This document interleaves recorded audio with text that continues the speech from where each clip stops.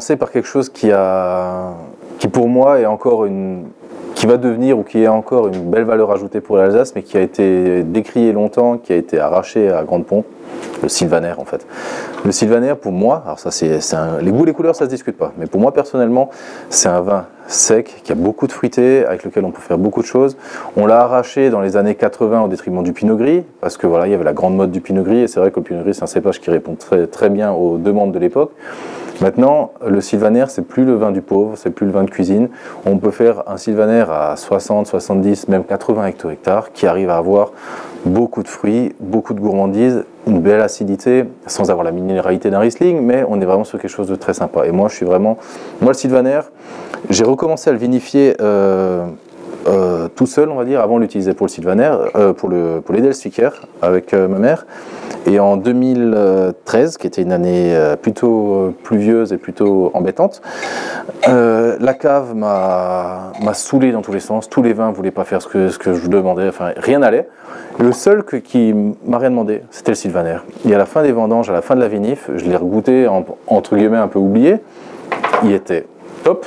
Et je dis, j'avais quoi? J'avais même pas 10 hectos. J'ai fait, mais tes petits 10 hectos là, tu mérites, juste parce que tu m'as pas embêté, d'être remis en bouteille. Et donc en 2013, on a remis du sylvaner en bouteille. Et depuis, j'en fais, bon alors pas tous les ans, parce que c'est sûr que commercialement, c'est pas forcément ce qui se vend le plus. Mais tous les 2 ans, je refais une petite cuvée sylvaner. Parce que j'aime bien en boire, et parce que il faut qu'on en parle, parce que ça fait partie des cépages phares de l'Alsace, pour moi, qui ont été décriés, qui méritent d'être redorés, qu'un blason soit redoré, vraiment. Ah oui. Santé. Santé. Alors le sylvaner, donc nous on est sur des sols argilo-calcaires pour mon sylvaner, donc j'ai encore la chance d'avoir 30 arts. Mon grand-père à l'époque disait toujours, quand tout le monde arrache, garde-en toujours un peu parce que ça reviendra à la mode. Alors on ne peut pas dire que c'est la mode, mais je suis content de prendre petits arts de sylvaner qui sont en bas de Rorschwihr, donc des sols très lourds, hein. Les argiles de Rorschwihr sont vraiment des sols voilà, qui sont pleins de vie, pleins d'énergie. Donc on fait facilement des beaux raisins sans avoir besoin de faire trop de choses dessus. Et donc là, moi je trouve qu'on a déjà beaucoup de fruits, rien qu'on est. C'est vraiment très expressif, très fruité. En bouche, ça va être droit, franc, une belle longueur. Là on est sur un 2017 qui n'était pas forcément le millésime le plus fou, mais qui permet franchement d'évoluer. Et un sylvaner évolue vraiment très bien. Alors à l'époque c'était comme dit le vin de cuisine, maintenant on peut en faire des vins de plaisir, des vins de gourmandise, d'accompagnement avec un bon poisson, avec une bonne choucroute. Et souvent quand j'emmène un sylvaner ou que je fais découvrir un sylvaner à des clients, à des amis, tout le monde est étonné parce qu'ils voient un sylvaner, qu'est-ce qu'il va me sortir, un truc plein de soufre, machin. Non, fini, tout ça c'est fini. On fait maintenant déjà le soufre aussi, hein, le grand discours, on n'est plus du tout dans les vins soufrés que faisaient nos parents ou nos grands-parents il y a 30, 50 ou 60 ans.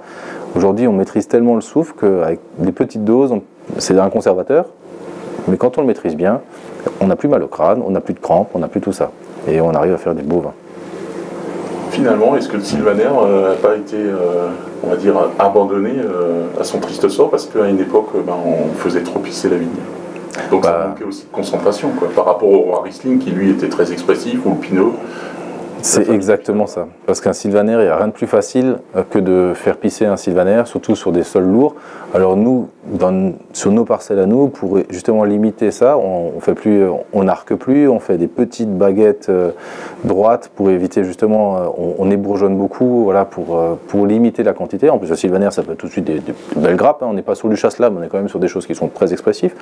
Donc c'est sûr, si on ne maîtrise pas la vigueur de la vigne, on est rapidement sur des vins dilués, qui peuvent être problématiques, mais quand on maîtrise bien, quand on connaît son terroir, quand on connaît la vigueur de la vigne, et qu'on maîtrise bien un peu la vigueur justement, on arrive à faire des choses vraiment très sympas, et on est beaucoup maintenant à remettre le sylvaner au devant de la scène, parce qu'en plus maintenant avec le réchauffement climatique, on se rend compte, le sylvaner à l'époque, il fallait vraiment un peu le chaptaliser pour lui ramener un peu du sucre, etc.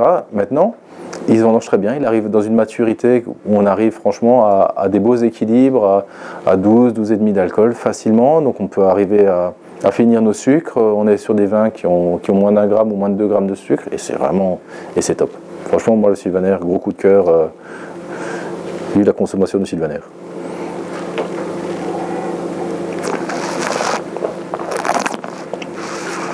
Après, c'est ce que je dis souvent, l'avantage avec la perte du sylvaner comme du muscat, parce que ce sont deux cépages qui sont en perte de vitesse dans la classe, c'est que finalement, c'est que les meilleurs qui restent. C'est probablement, oui. Après, faut se prendre le temps de le vendre. Ça fait partie, justement, vu qu'il a encore cette mauvaise image, il faut vraiment se prendre le temps de le vendre. Et c'est un travail, et je peux comprendre que des gens n'ont pas envie, parce que on a besoin de tous de trésorerie, donc c'est plus facile de vendre du Riesling, même un Pinot Gris. Mais le sylvaner, maintenant je pense surtout, moi je pense à une catégorie de gens, c'est la restauration et les cavistes, qui eux sont des grands ambassadeurs aussi de nos vins. Et si nous on arrive à faire aimer nos sylvaner ou nos muscats à nos cavistes et à nos restaurateurs, ben là justement c'est tout gagné pour nous, et ça va aider à redorer un blason un peu perdu.